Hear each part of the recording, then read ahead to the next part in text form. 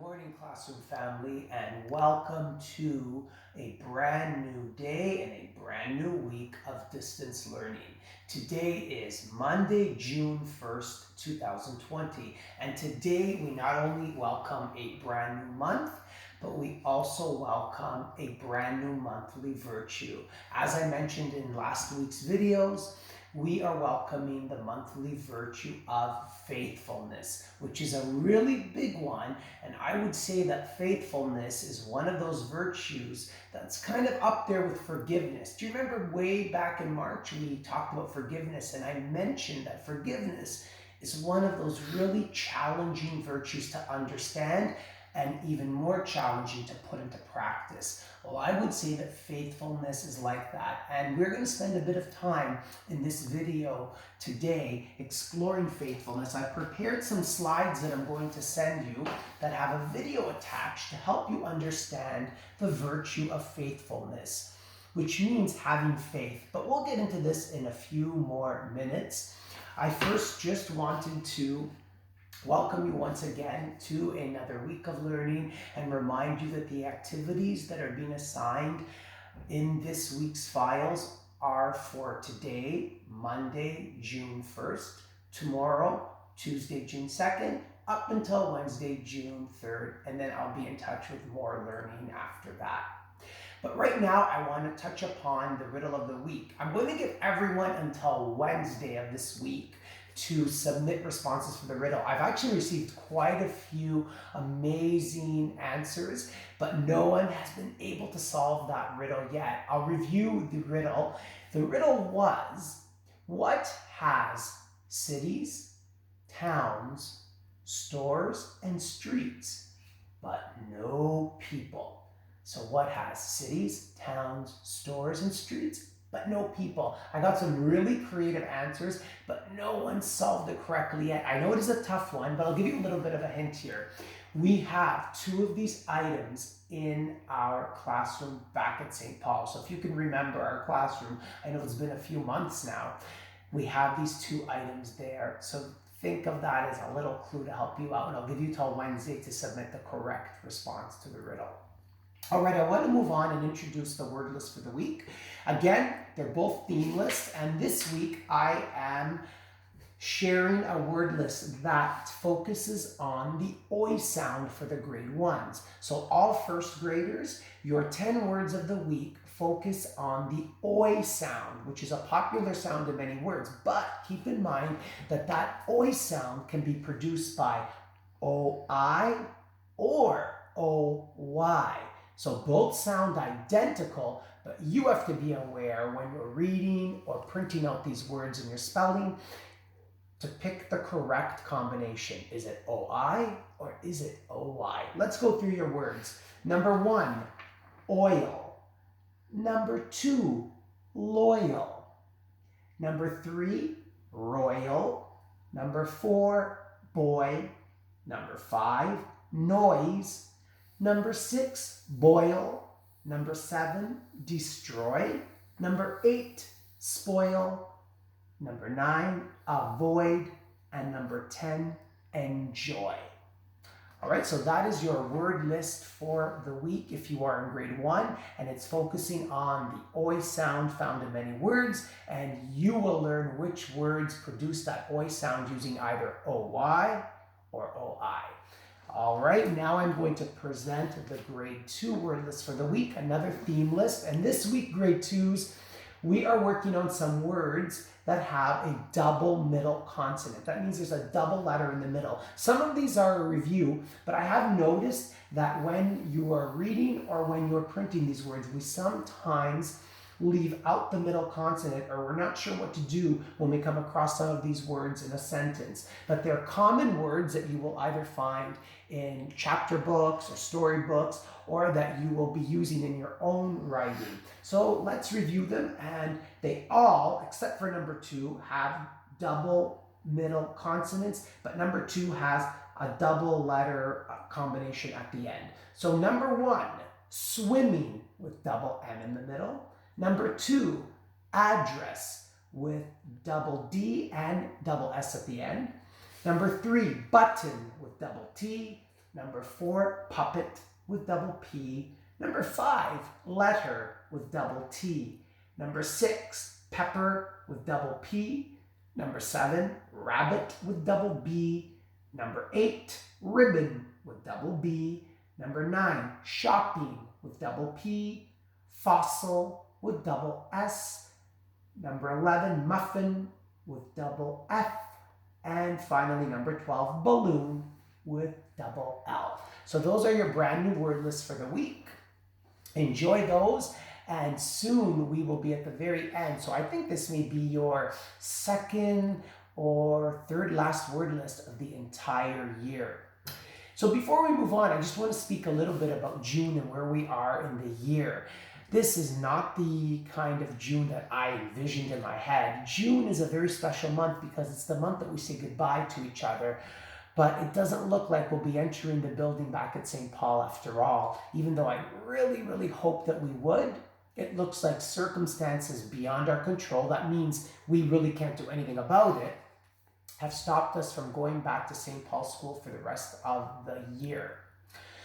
June is special for many reasons, not only because we say goodbye, because we celebrate, but we will still be able to celebrate together because you have done some fantastic learning.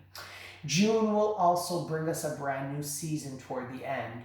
Around the 21st of June, we will welcome a brand new season, and that is summer.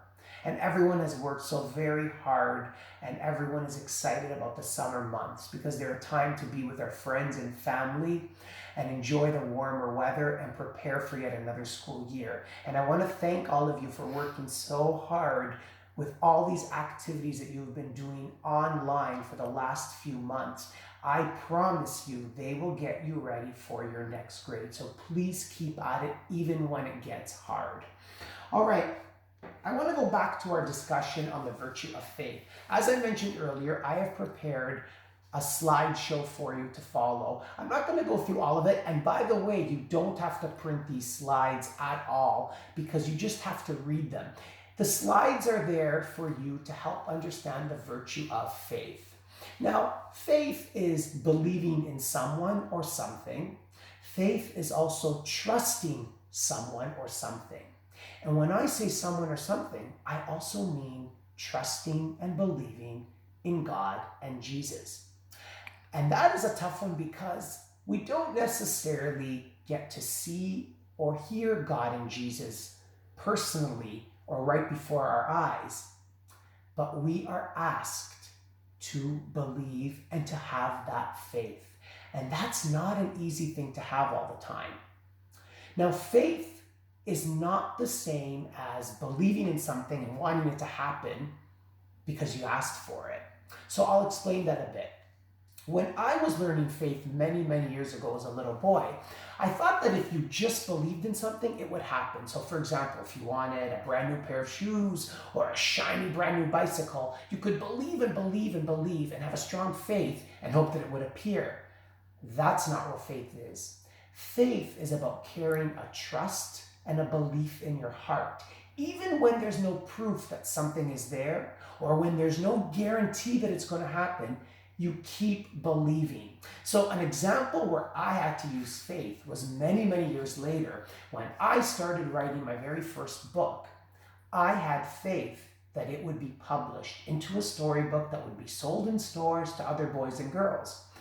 But in the beginning, when I was sending my book out to hundreds of publishers, I kept getting a response of, no, we will not publish your book.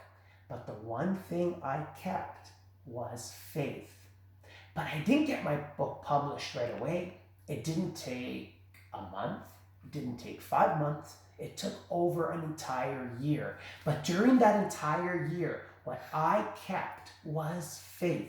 I believed in myself and I believed in God and Jesus. I knew they were there with me in my heart and in my soul. So that is the kind of faith that we are trying to help grow in you. So anytime you do something and it's not easy in the beginning, don't give up. Count on your faith. Keep your faith. Believe in yourself. Believe in the people around you, like your family, your friends, your teachers, and most importantly, always keep the faith in God and Jesus, because they are always there looking after you. Remember that. So I want to quickly go through the slides. And once again, you don't have to print these, but make sure you do read them, because there is a writing activity that I will explain in a couple of minutes.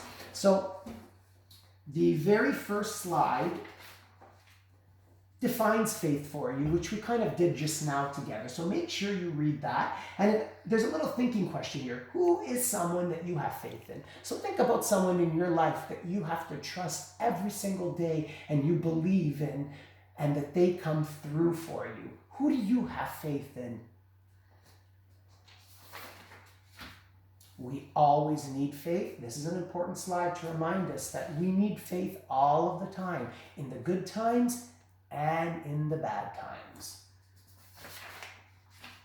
Faith in God and Jesus, that is something that will get stronger and stronger over time, all right? And the one thing that can help you is by saying prayers, by spending time talking to God and Jesus, and by going to church. All right? Remember that faith is a gift. It's a very special gift. And in order for your faith to keep getting stronger and more powerful, you need to spend time helping it grow, just like you would water a plant. All right, and speaking of that, I have attached a video called The Parable of the Mustard Seed. So when you get to this slide in your files, you can click here and watch the Parable of the Mustard Seed, and you can decide for yourself how it is all about faith. All right, we're getting to the end of our slides. Very important one, be patient with faith. Like I said, becoming a person who has strong faith doesn't happen overnight. And just because you believe in something doesn't mean you get it in a speedy way. You have to take your time and stick with it. And then it's your turn to think about faith. Before you get to your writing activity, there are some guiding questions here. The first one is, how do you show your faith in God and Jesus, either at home or at school? And the second guiding question is, when was a time that you really needed your faith to help you? And then there's a little special message for me, but you'll see that in your own slide. All right, now your assignment that is connected to the slide. So once you have carefully gone through the slides and you understand them, there's an assignment here that you can print, but you also can complete this on the screen as well. That'll be up to you, all right? So this is called Share Your Faith Story. Explain how you show your faith in God and Jesus each day. Also, tell about a time when you needed your faith to help you. Use examples. So share with me how you show faith from when you wake up in the morning to when you go to sleep at night. And think about a time in your life when you really needed faith. I shared a couple with you, and I'm sure you have some. And if you do decide to print, you can complement your beautiful writing with an illustration below of you showing faith in here, and you can make it bright and beautiful. All right, so please enjoy the slides. Another reminder that you don't have to print the slides, you just have to read them as a slideshow, and they will help you to complete the attached assignment. All right, moving on to math. Now, I want to congratulate you for completing our study on coins. I know it wasn't easy, but along with your hard work, your practice, and of course faith, we got through it, and a lot of you have submitted correct responses. You are now not only identifying the coins and their value, you're able to create an entire combination of coins and come up with a final sum. So that is an excellent skill that you will either be using in grade 2 or grade 3 next year. All right, we are moving on to another unit of study in math, and this one has a fancy name, but you'll find out that it's easier than you think. We are going to explore geometric transformations. So geometric means geometry, which often means shapes. Transformations is a fancy word for changes. So geometric transformation is how we can change the position of two-dimensional shapes. Now, I know months ago in February, we explored both two-dimensional and three-dimensional shapes and their characteristics. We're now just going to focus on two-dimensional shapes and how their position can change. So what I mean by that is what you can do to certain shapes. What I've done is I've created a special shape here. Looks like a triangle, but if you look closely, there's 1, 2, 3, 4 sides, so it isn't a triangle. It's a special kind of quadrilateral. It's a 4-sided shape. And this shape can take many positions. For example, if I simply slide the shape, that is called a translation. So there are 2 ways you can refer to it as. The fancy way is translation, which really means a slide. So if I do this, this is a translation. All I have done is slide the shape. I have moved it. So I've chosen 2 colors so you can see the change. So we begin here, and when I slide, this is a translation. Next, we are going to move on to another transformation called a reflection, which is really a flip. It's like when you look in the mirror, it's a flip of your face or a flip of yourself. A reflection is when the shape simply flips. So this is a reflection. It's like the shape taking a look in the mirror. If I were to do it this way, this is a reflection, all right? Or a flip. So you can either call it a reflection or a flip. And finally, the last transformation is called a rotation, which is really a fancy word for a turn. So once again, I'm going to begin with my shape. And if I turn it, so here it is originally, and here it is turned, this is a rotation or a turn. It's more than a slide. It's more than a flip. It is a full or half turn, all right? So let's go through our geometric transformations in both the fancy term and the plain term. First, we have a translation, which is really a slide. Second, we have a reflection, which is a flip. And finally, we have a rotation, which is just a turn. And this will help you with the assignment, which is for the entire class because we're exploring this at the same time. There's a review of everything I have just mentioned in this video right here for you. So that can really help you out if you review them. The terms are there again, and they're all shun words. That means they all end in, we've talked about this all year, T-I-O-N, rotation. T-I-O-N, reflection, T-I-O-N, translation, and then the plain terms are there. Now you can decide which term is easier for you to use when you're working on your geometric transformation. On the page following the examples, you have 12 boxes, and in each box you will find a shape, and there is a transformation happening to that shape. On the line, you write whether it's a slide, a flip, or a turn, all right? You decide by looking at it, and it may even help you to color. If you are able to print this out, that's great, and you can actually color the shapes and see what transformation is happening. And finally, on the second page, you are going to show your own transformation, and for number 1, you will show a translation, which is a slide, for the parallelogram. In number 2, you'll show a rotation with the arrow, which is a turn. And number 3, this fancy shape here, you will show a reflection of it, which is a flip. All right? So before you do the activity, just either review what I've said in the video, or you can review the information on the page. All right, good luck with that and enjoy that. I promise that you will see these concepts next year in grade 2 and especially in grade 3. So we won't spend a whole lot of time on geometric transformations, but it is one of those important areas of math that we need to touch on before the school year comes to an end, all right? And you can actually have a lot of fun with it because if you look around, either in tiles on floors or in art around you, you will spot examples of geometric transformations everywhere, even on some of the clothes you wear. So look out for that as well. We're going to move on to our science for the week.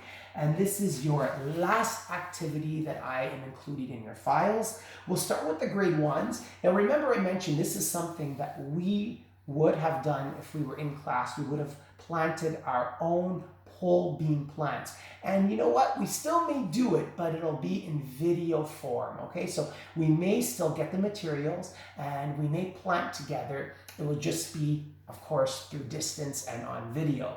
But grade ones, since your focus is plants as living things, I'm asking you to explore this booklet here, and it goes through all the important steps needed to plant a healthy, strong bean plant. All right, so it begins with the materials you need, and then it goes on to the sequencing. And sequencing means the order or the steps needed to do something, because there is a process. So we follow a procedure. First, put the soil in the cup. Second, plant the beans in the soil. And I will let you do the rest of the reading, but it goes on. And if you follow these steps, you should hopefully cross your fingers with enough water and sunlight, end up with a beautiful bean plant. So that is for you to complete in your science grade ones. And for our grade twos, thank you for being so patient.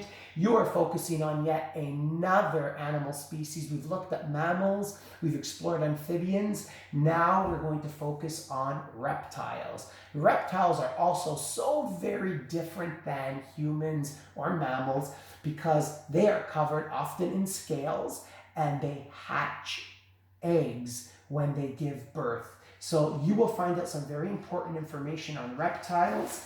And in this package, not only will you answer some questions, you can create an acrostic poem about reptiles. And an acrostic poem means that you take each letter in the word reptiles and create a word that describes reptiles, and that will turn out into a poem for you. And then you can write your own important facts on reptiles here. And finally, we end off with a mini reptile word search. And of course, in that word search, you will find snakes and poison. And that is because some of the most popular reptiles we love to learn about are snakes. And in your next files, I will give you a reading on the boa constrictor, okay? And you'll find out some more interesting things about snakes. All right, so we've explored quite a bit, and you have the next 3 days to work on these tasks, grade ones and grade twos. So I would like to say thank you for your awesome listening, and I'm looking forward to hearing back from you for the riddle of the week. Good luck with that. Have a fantastic beginning to June, and keep your faith strong that things get better in our world. All right, see you very soon, and happy learning, my friends.